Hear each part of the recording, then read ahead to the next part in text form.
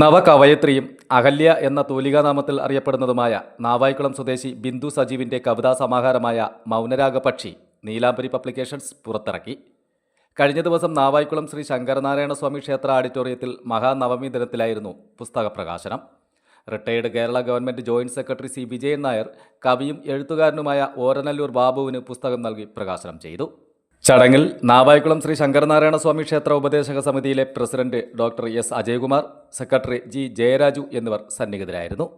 14ാമത്തെ വയസ്സിൽ എൻ്റെ ആദ്യ കൃതിക്ക് 1ാം സമ്മാനം പ്രഖ്യാപിച്ച ബാബു സാറ് 50ാമത്തെ വയസ്സിൽ ഞാൻ എഴുതിയപ്പം ഞാൻ വിജയൻ സാറായിട്ട് കോണ്ടാക്ട് ഉണ്ടായിരുന്നു. അപ്പോൾ സാറിന് അയച്ചു കൊടുത്തത്. അപ്പോൾ സാറ് പറഞ്ഞൊരു വാക്കാണ്, ഇത് എല്ലാവർക്കും ഒന്നും പറ്റുന്ന കാര്യമല്ല ബിന്ദു, അതിൽ ബിന്ദു ശ്രദ്ധ കേന്ദ്രീകരിക്കൂ എന്നൊരു വാക്ക് ഞാനതിപ്പോഴും സേവ് ചെയ്തിട്ടിട്ടുണ്ട്.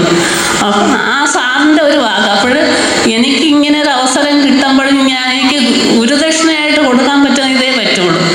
ഒരുപാട് പേര് എന്നോട് പറഞ്ഞ് വേറെ വല്ല കവികളെയൊക്കെ വിളിച്ച് പുസ്തക പ്രകാശനം നടത്തും, പക്ഷെ അതിൽ എനിക്കൊരു സംതൃപ്തി വരണ്ടേ. അപ്പം ഒരു ഗുരുദക്ഷിണയായിട്ടാണ് ഞാൻ എന്താ വിജയൻ സാറിനും ബാബു സാറിനെയും കൂടെ ഈ ചടങ്ങിലേക്ക് ആഗ്രഹിച്ചത്.